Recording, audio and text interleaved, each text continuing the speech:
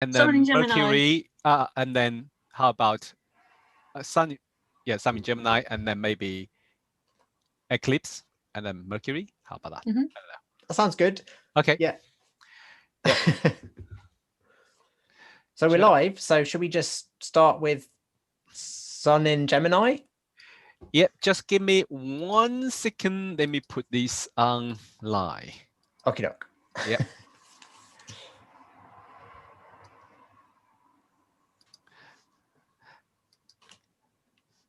Okay, hello everyone. Welcome to the Academy of Astrology UK YouTube channel. And today with me will be Marcus, and Mandy and Sue will join us in a minute.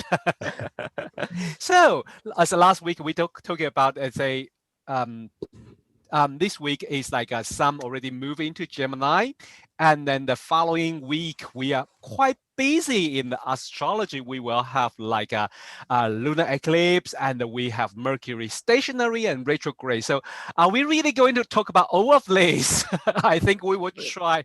I like your face. Like yeah, maybe. Don't know. Let's see. Let's see what happens. Okay, we will do our best, and let's start it about that. How about let's start with the Sun in Gemini. Okay, who want to start with it? And I feel like Mandy, you're the Gemini rising. So okay, yeah. Well, I mean, it's interesting. We have a lot of Gemini energy. So I'm Gemini rising, North Node in Gemini. There's two of us have got Gemini, Jupiter. We've got Moon in Gemini, and we've actually got a Sun in Gemini here. We've got so many Gemini. So, and I remember for astrology, a lot of astrology, and I know they all have a little bit Gemini things. Yeah, which would make sense. Traditionally the ruler of Gemini. Obviously, we know the ruler of Gemini is Mercury. Not traditionally in any sense, it's ruler of Gemini, but traditionally Mercury was associated with astrologers. Now it's a little bit more associated with like perhaps Neptune, perhaps Uranus, but before they existed in our symbolic world, Mercury was the planet that said a lot about astrology and astrologers. So that's interesting. Yeah, I think. How about Marcus? Could you give us a little bit idea? I think I'm sorry, but off topic. Why Mercury is traditional ruler of astrology? Yeah, it's not off topic because obviously Sun going into Gemini, it powers up that sign, and Mercury ruled and whatnot.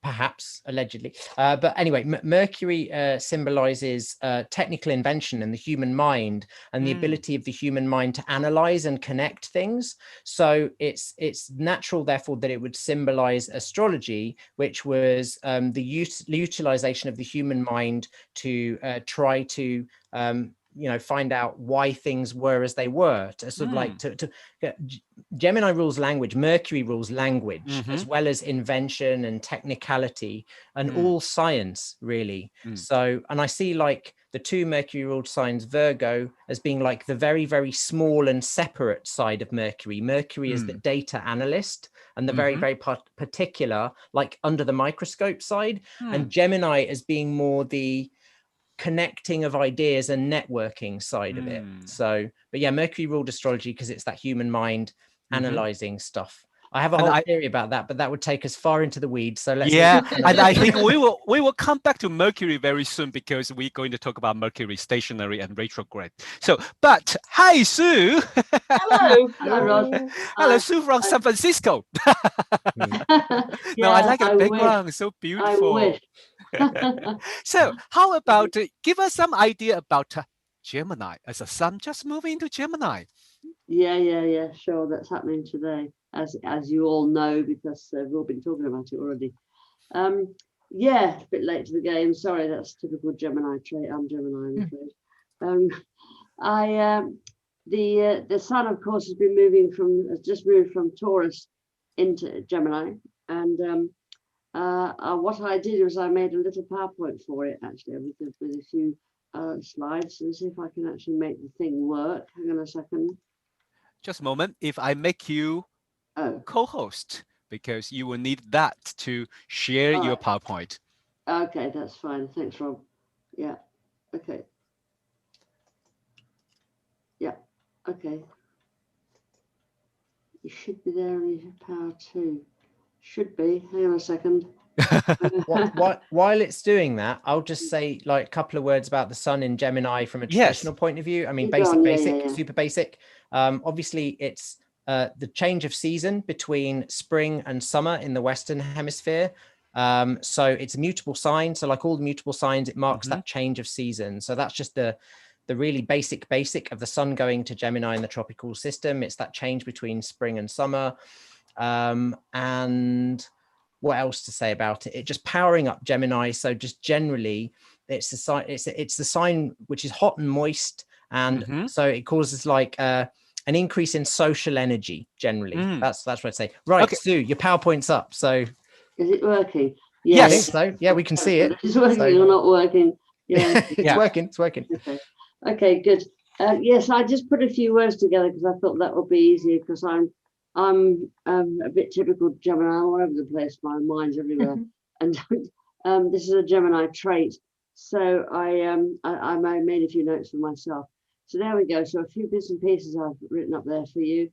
Of course, it's positive, masculine, mutable, and air in its many descriptions.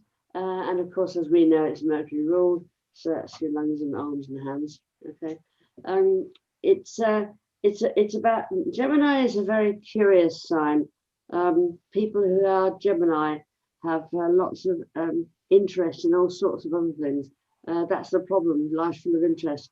It's the fast butterfly mind. You can't pin Gemini down very easily because they've always got to go somewhere else, right? Or see somebody else or do something else. And it is, of course, the dual sign. One of the others. The other one is Pisces.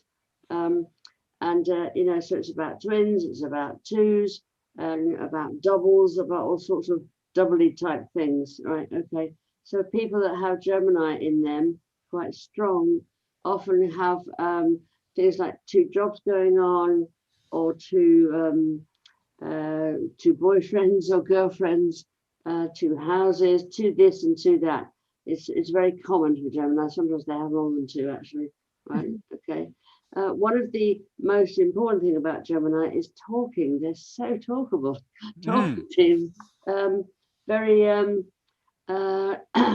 lots and lots of things to say. Sometimes not all Geminis are like this. Some Geminis talk constantly, others do not. So not everybody does. But it has to do with anything to do with the voice and the lungs and talking and communication of any kind, right? That would include, an interest probably to some extent in the internet and, all sorts of knowledgeable things, probably like quiz shows, that sort of thing. Therefore, because there's association with breathing, because that's a very big part of it. And language is very important for Gemini people as well. There's, an interest in maybe one other language, maybe many other languages. And that's something that's interesting for them. Curiosity, this phrase, curiosity kills the cat, belongs to Gemini, because they must know. I mean, I know that's to some extent that's in me. So, I don't like not knowing things. I'm always afraid you're going to miss out on something. That's a Gemini state of mind, really. Because they're all over the place and they have all these different interests and so on, they are known as being pretty changeable and therefore quite inconsistent. They say one thing and then they forget about it the next minute and go and do something else. So it's a very kind of moving kind of energy, right? And knowledge and information, all of those things are very interesting for them, very important. So off they go and find out. Okay. I've put the Peter Pan of the zodiac because Gemini people often look younger than they actually are. So I'm actually 110. I have a question for Monday because we talk about Gemini, but I think for most audience probably already understand in the astrology chart there's so many different symbols like a sun, like a moon, like ascendant, and today when we're talking about sun in Gemini, and what does that mean and what is applied to people has sun in Gemini? Sure, yeah. A Sun in Gemini, you know, it's different from Moon in Gemini or Gemini rising. So where the Sun sits in your chart, for example, it's about what you are in your heart. The Sun is actually rules the heart. So it's kind of at heart, what's your identity? Who are you? It also says something, the Sun also says something about your mission.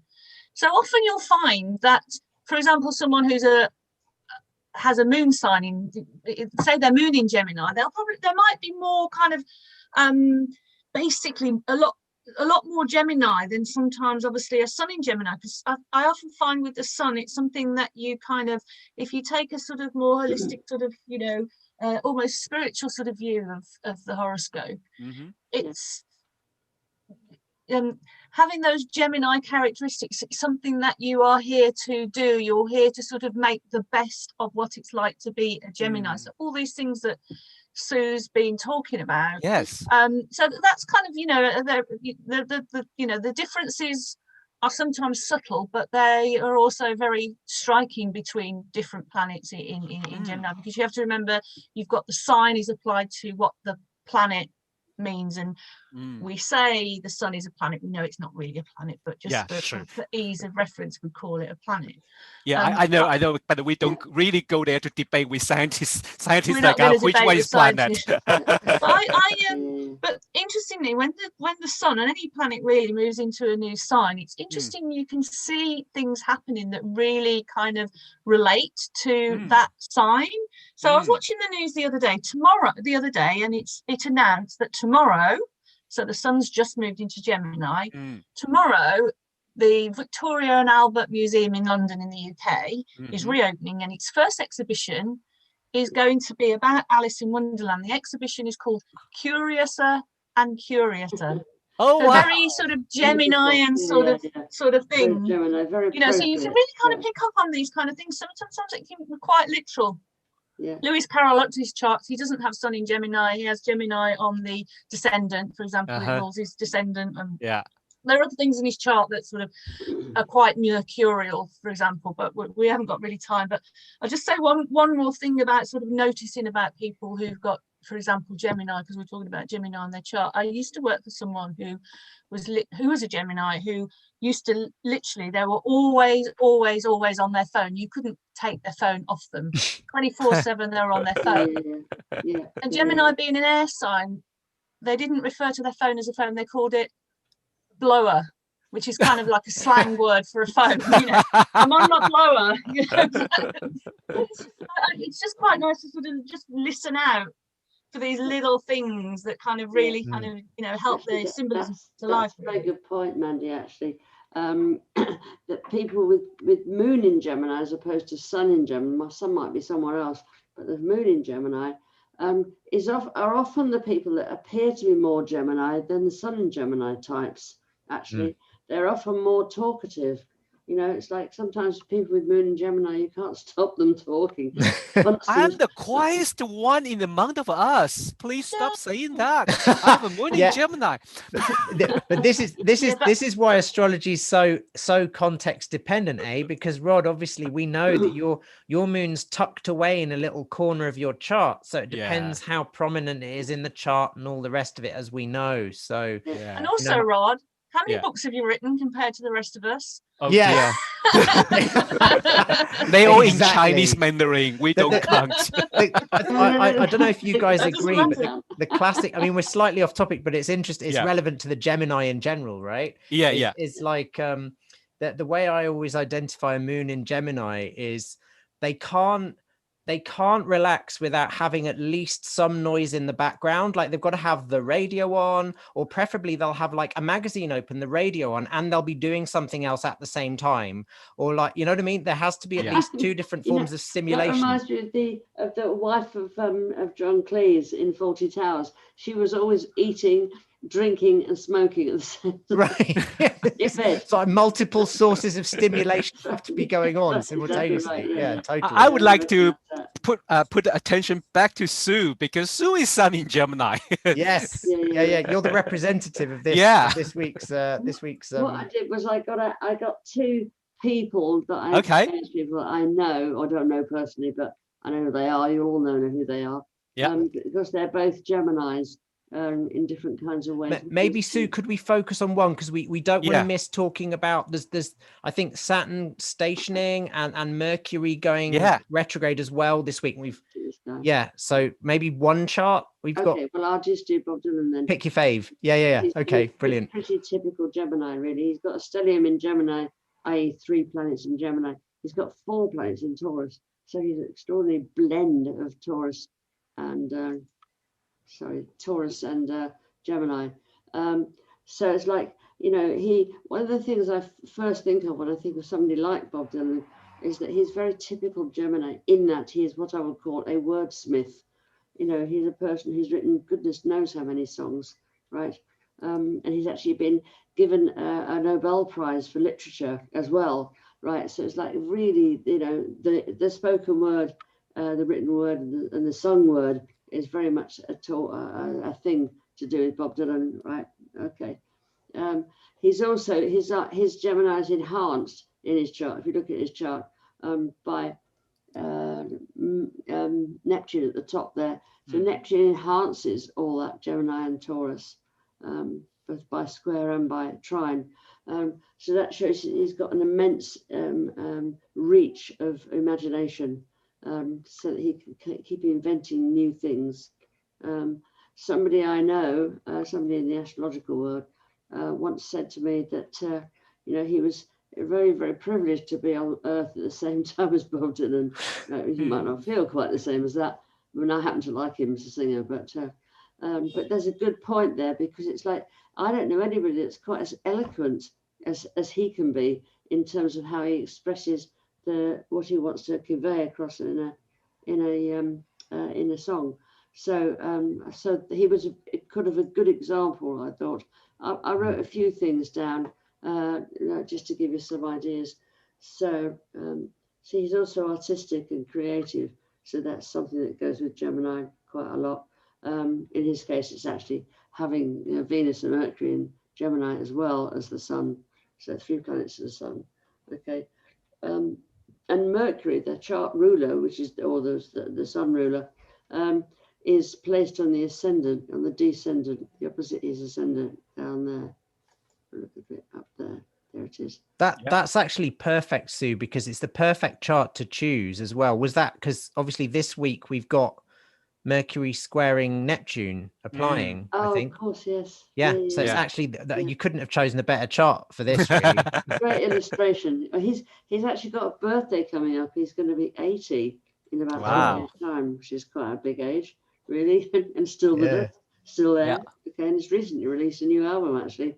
So he's still. So did you say he's just released a new album, or he's about to? Fairly recently, yeah. Fairly recently, okay. Because this might, I'm thinking, because he's got so much of the Gemini going on, maybe this would be a good time for him, because it's sort of like the Mercury Gemini square Mercury Neptune square is repeating, and Gemini is kind of overcrowded with the North Node in it and everything. So I think one thing in astrology. Sorry, Rod. So sorry. I think one thing in astrology we can learn today is quite important, as Marcus and Sue mentioned about this Mercury square Neptune is also happening in transit. And we know when we study the transit, one thing is very important. If you have that aspect, you have that set of aspect in your natal chart, and that would be like, you know, when the transit also repeat the similar set of aspect, you're going to do something quite important for you, and for him is release the new album. Yes. And that is true. Yeah, that's right. Yeah, it's his first genuine album that he's made. It's not a cover album. It's the first one he's released for about 8 years or something.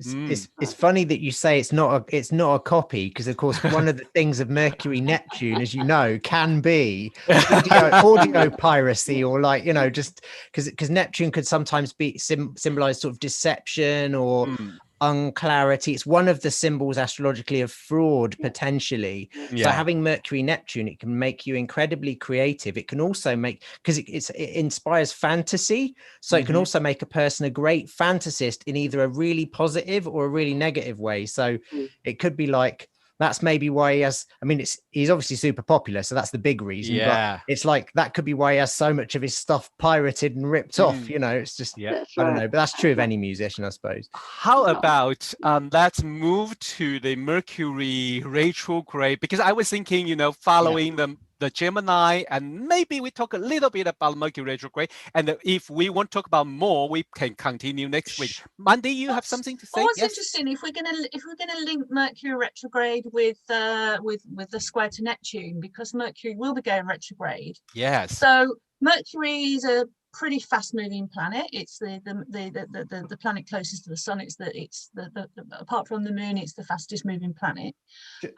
So that square to the Neptune would be very fast, day or two at the most, really, and then it would move on. But because Mercury is going retrograde, that square comes back. So I mean, we're really going to be under the influence of that Mercury square Neptune for, you know, I think the last square will be in July. So that's a pretty long transit of It's the Mercury best part to of a Neptune. month, isn't it, really? Exactly. Or just over. Exactly. So it's been worth watching out for, not just if you have it in your chart, but as I said before about things in the news and things happening in the world, it'd be worth looking out for those themes, those Mercury Neptune themes. I mean, one of the big news stories today, the media and television is Neptune, and the BBC, the British Broadcasting Corporation, has finally admitted that it lied over the Princess Diana. You know, that Martin Bashir, who did the famous Princess Diana interview, that he lied and he fraudulently copied some documents fraudulently, some bank statements, in order to get her to come. So exactly what we were talking about, sort of, you know, fraud and lie and telling half truths, and you know, that can also be quite a negative sort of aspect of a negative trait of Gemini, not quite truthful. Not always being complete, because it's the truth. yes, exactly. I like Sue's beautiful way, because from my very poor vocabulary and very blunt way of saying, is he lying? I would say Gemini's not so much a liar as it just likes playing tricks. It's a bit tricky, and it's sort of like, you know, it's like, oh, it's like two things can be true at the same time. So, you know, why not just pick the one you like best, you know? So and then, you know, Gemini thinks they're telling the truth a lot of the time anyway, like you say, and that truth can change, as we talked about having two truths, and you know, it's changeable. Particularly with this aspect, right, with Neptune, that just magnifies that, and it magnifies confusion particularly. So I'd be thinking the usual things with Mercury retrograde, like post, electronics, communications, things like that, needing, you know, having little issues and snags and snafus. It's not the end of the world, but you just have to do them over. But then with the square to Neptune, it's like, I can give you a really good little anecdotal example this week that's already started to happen as Mercury approaches that square. It's not quite there yet, is it? It's no, not yet. Where are we? It's exact today, folks. So it's applying to exactitude today. So it happened a couple of days ago, and this has been something that's been brewing for a few weeks. My neighbor has had problems with the electricity supplier, and they keep putting my address on his thing, and so he called them up last week to tell them that they'd got the wrong address, and they cut the electricity company shut down my account and then sent me a thing. So I've had to call them, spent 2 hours on the phone getting redirected to different things, saying, look, and so they've said, we'll reopen your account. And I'm just thinking, Mercury's about to go retrograde square Neptune. What are the odds that they get this right first time? Yes. So we'll see. That's where it helps to be an astrologer, folks, because sometimes it can just help you be that little bit more patient in circumstances which are trying. But yeah, anyway, let's talk about a very famous Mercury retrograde. And because usually I think most of people, where I come from, I mean Asia, in Taiwan, Hong Kong, and China, nearly like every single people on the street, when you talk about Mercury retrograde, they would say, oh, I know about that. That was fascinating, really really interesting. But for us, what does that mean, Mercury retrograde, and our very, very useful advice for our audience. Okay, could we talk about that? Well, I'm just a thought, Rod. We've got 5 minutes, and there were two other things happening this week. There was the eclipse and Saturn turning retrograde. Yeah. Mercury retrograde's not till the week after. Yep. I mean, if we've started talking about this, so are we going to talk about Saturn retrograde after it's happened next week, or are we just going to ignore it? Or I don't know. So many things to talk about. This is a very Mercury retrograde thing that I'm doing right now, because I'm interrupting the flow of a perfectly good conversation just to say, can we go backwards and go over something else? That's very Mercury retrograde. Indeed. Okay. How about that? Because I think that's following, because like next week we still have time to talk about the Mercury retrograde. Well, yeah, either way, because we could talk about Saturn retrograde after it's going to drive all the Geminis mad out there now, because they want to know now, don't they? They want to know. Let's carry on with Mercury retrograde and do it a little bit ahead, and then we'll go back and look at Saturn turning retro next week, because that's maybe yeah, why not? Fine. Okay, I just asked the one. Each one of us the very useful advice for Mercury retrograde, and then we move on. All right. Great. Okay. How about Mandy? Are you ready? Yeah. Advice for Mercury retrograde. Just recheck and review. Anything to do with communication, specifically doubly so because it's in its own sign of Mercury, in its own sign of Gemini. So just really double check, review, revise. It's for a lot of young people now, it's coming up to exam time and revision time, so revision is good. So perhaps not start anything new in terms of contracts, but it might be worth sort of reviewing contracts, that kind of thing. I think anything to do with renew, redo, review, but not start anything new that's to do with Gemini or Mercury. Okay, Sue. What's your idea? Okay, well, what I would say is, if you're going to catch some form of public transport, leave some extra time, because there's never any guarantees that things are going to remain exactly on time. Not that necessarily exactly on time anyway, but they're even less so. Perhaps there's a chance that things might go wrong. Something might go wrong with the train or the track, or something might happen because you've actually got to get to the station first, if it's a train, or to the bus station, whatever it is. So just leave a bit of extra time if you're going to go traveling. I would have said that would apply to air travel, but there's not many of us doing much air travel right now. No, not now. I dream. So just if you're going somewhere, just leave time, extra time. Okay, Marcus. All that. I'm thinking Mercury retro, generally you want to double check. I think this is going off what Mandy was saying about communications. Just double check any emails that you sent, because you want to make sure that you've sent them to the right person, and that they've not got loads of mistakes in and stuff, so you don't have to do them over. And I'm thinking, because this one's squaring Neptune, the thing that's been ringing in my head all week is loose lips sink ships, the phrase from the Second World War poster or whatever.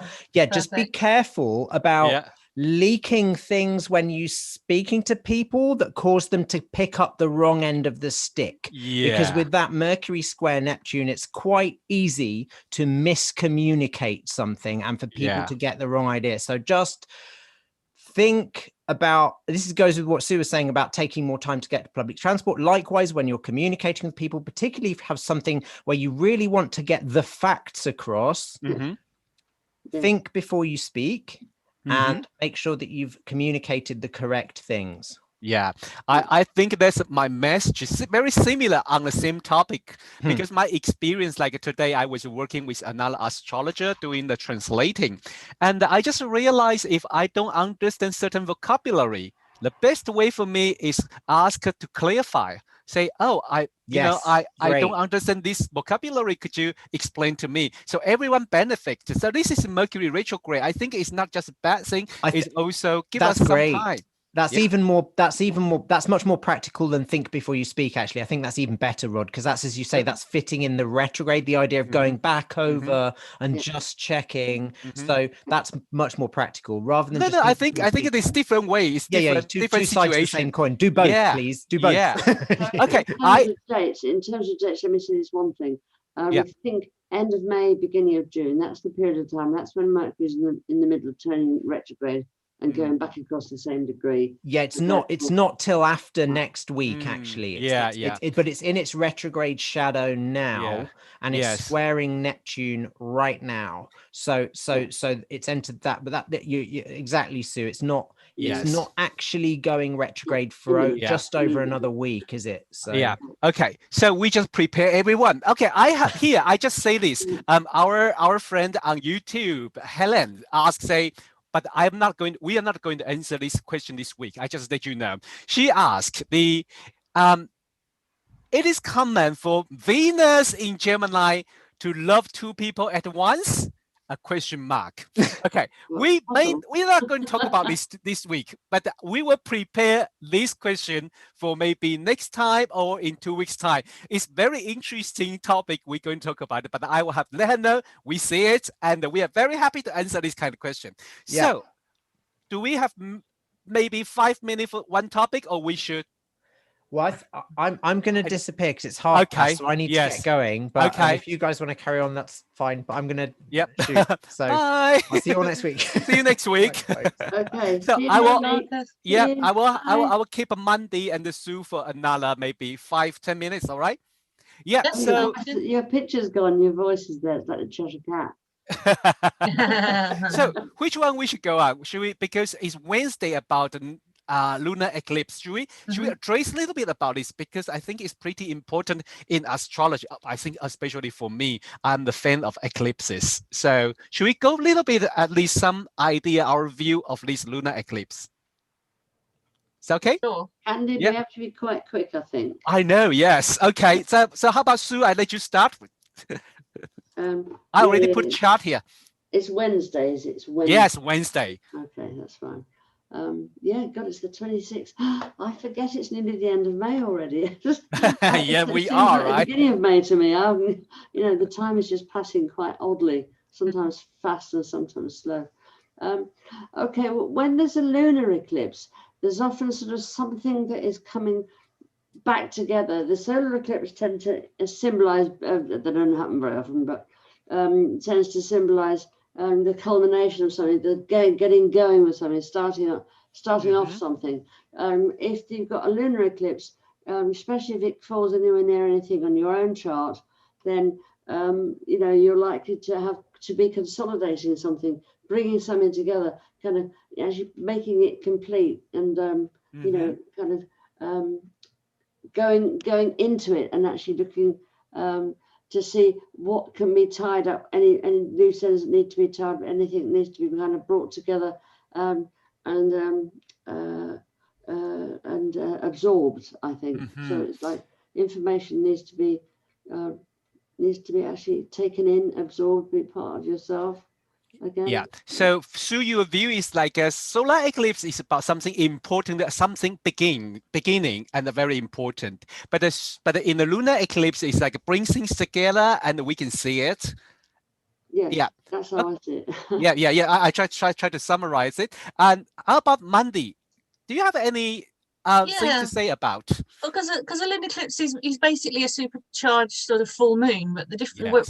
But what's interesting is that a full moon is when the moon is, because it's full light. You can see the full moon, but when the full moon is eclipsed, then you can't see the moon, for example. So it's kind of that. It's what Sue said. Really, it's kind of like, it's kind of like you. You need to see what's going on, but perhaps it's a little bit obscure and you've got a little wait because there might be some confusion and you don't know what quite is what going to happen. I mean, timing for eclipses is quite interesting. There's all sorts of rules that you can go into, we won't go into now, and how to time an eclipse, but you kind of, if a full moon really hits your chart, and obviously there's a full moon once a month, it's something short and immediate, whereas an eclipse, particularly something like this, which is a total lunar eclipse, which is even stronger, you know, it has a kind of longer gestation time, you know, so don't expect anything to happen on the 26th of May. You're talking about the period sort of before and after, and more of a general sort of period. Yes. If you're looking about what's going to happen when it hits your chart. I mean, I looked at it, it basically hits exactly the moon, which obviously is in Sagittarius, is exactly on my descendant, and the sun is exactly on my ascendant.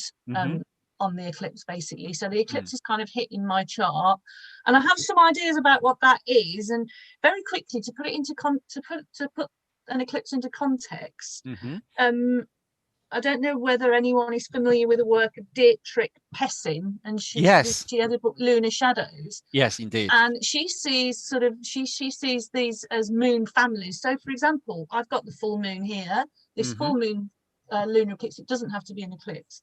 26th of May is very strong in my chart because it's hitting my descendant. If you look back 18 months, you will see a new moon at the same point in your chart.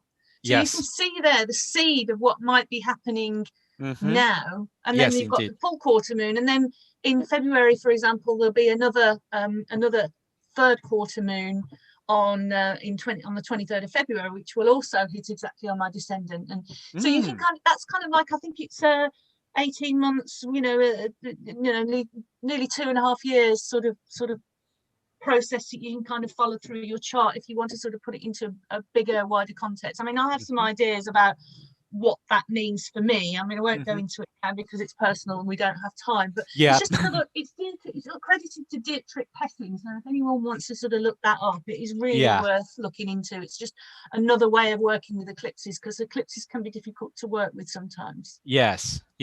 So we have this lunar eclipse on the Gemini Sagittarius axis. So what's the major theme, Sue? What's the major theme our audience should be focused on? Well, actually, there should be. Well, it's interesting, isn't it? Because the Sagittarius of the moon, symbolizes all the things like, for example, travel. But then travel's not very viable for people. Yes, true. So it also sort of covers things like sort of study and investigation and research, and all of those kinds of ideas, right? And Gemini. I'm so tempted by the thought of Gemini being so curious, because it is a very curious sign. And so it's like wanting to kind of investigate or research something that has maybe been going on, something they haven't had much time for. Take a little bit of time, because it tends to be very buzzy, this axis, and see if you can actually look into something if there's anything that's been puzzling you, for example, that you want to know more about, then you need to take a little bit of time for it. So it's a time for maybe doing a little bit of investigation into whatever it is that interests you. So about these Sagittarius, you just saying that the weekend traveling. So maybe I think we can also traveling through the culture things, right? Reading the things, or maybe like those Discovery Channel things, And we are traveling through our TV, through our mind, through our YouTube things. Mandy, what's your idea? With holiday brochures. Yeah. Well, actually, this is another interestingly. One of the other things that Gemini, we talked about Gemini a lot. One of the other things about Gemini is kind of news, basically, news and gossip and news. And another thing that's really been in the news that sort of ties in sort of that moon in Sagittarius, and this story is going to grow, I think, over the next few days. Is the number of people who have booked foreign holidays, i.e. flights, and to so-called in the UK amber zone. So basically there's certain countries, for example, one of the very common holiday destinations for British people abroad is Spain. Yes. So you're allowed to travel to Spain. Yes. But you're not allowed to travel to Spain according to they don't advise you to travel to Spain, for example, is what the government is saying. Don't go to Spain, but you can go to Spain. It's not against the law, but we advise against it. So it's that confusion again. So again, we kind of picking up that Mercury Neptune square in this definitely lunar eclipse. yeah. And so many people, they kind of like, they booked holidays, or they've had the holidays that have kind of like booked them last year and couldn't take them, so the travel company said we can take it this year, and because it's an amber country, if they don't go they won't get a refund, because you legally can go, but they so they're not, they might lose their money. But if they do go to these amber countries such as Spain, you know, this weird system we've got in the UK, you know, you've got to self-isolate at home for 10 days, and, you know, which means has impact on a lot of people's jobs. So there's a lot of confusion and disappointment and disillusionment. And so look out for that story growing a little bit over the next couple of days in terms of sort of foreign travel and flights. Meanwhile, the airports are, you know, flying loads of flights. Yeah, today I just read the news, like they in Heathrow Airport they're going to use one terminal for those countries from the red list. I said, oh dear. Yeah. So, you know, we can on, but I think we have enough time. We just have a limited time to talk about all these subjects. I feel really sorry to cut everyone, and even Marcus has to leave on time. I mean, now I have to argue a little bit longer. But what I think is, because next week we also have we're still in the similar situation. Mercury retrograde stationary, Saturn retrograde stationary, and we are exactly. I can't wait to talk about this lunar eclipse chart, because it's going to happen next Wednesday. So maybe by next Friday we're back to here. We have more idea about what maybe this lunar eclipse is about, and what we can learn from the Mercury retrograde stationary and the Saturn Saturn retrograde stationary. And more important, if we got time sometime in next 2 weeks, maybe I think we want to bring some interesting subject, maybe like a solar return, you know, because it will be quite interesting to study a little bit, get some idea about you know, about the how to so-called forecasting technique things. How about that? Yeah, when we have time. Yeah, that would be fine. Okay. Yes. Sorry, Rod, yes. One more thing. Yeah. Just if you feel a bit concerned about the lunar eclipse, yes, or you're not quite sure what it's going to bring, just wanted to say that it's more likely to affect you more if you've got planets at near the beginning of the mutable signs, that is Gemini and Sagittarius, but also Virgo or Sagittarius. The other one. Yes, the other one. I see. I think that's fascinating. Thank you. Yeah, thank you. So this is very, very important, because those people who has the planet or angle on the early degree of mutable sign Gemini, Virgo, Pisces, and the Sagittarius are more prone to get influenced by this lunar eclipse.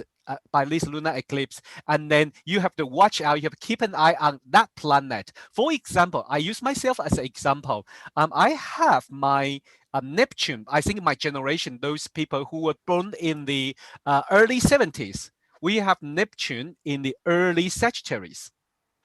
So for us, we will have our Neptune theme to think about it. And where is our Neptune, which house, and maybe if you use the modern ruler, what house this not Mercury, sorry, Neptune, what house this Neptune ruled, and so you can think about it. And that would be help you to understand what this lunar eclipse is about. Thank you, Sue. This is a very, very important information before we finish today's live stream. Maybe Rod, because I've got it on my ascendant this week. So maybe if we've got time next Friday, and if we've got anything to say about it, you and I can both report back on how we felt. I think that would be fantastic. It's not going to touch me. I've got nothing in the early degrees. It won't touch directly at school. Yes, and I think it's a good idea, and I also invite our audience, our friends, leave their message on the list, leave on the comment about if they have the early degree mutable sign, and then to observe how this lunar eclipse on the 5-degree Gemini Sagittarius has the impact on them. That would be very interesting to have more further discussion. That would be very interesting. Okay, thank you everyone, and Right. thank you for watching our live stream. I'm so happy to discuss astrology every Friday. And remember, next Friday we'll be here again. And don't forget subscribe our YouTube channel. Yeah, we Bye. look forward to seeing you. Bye. Bye. Bye. Thank you. Bye.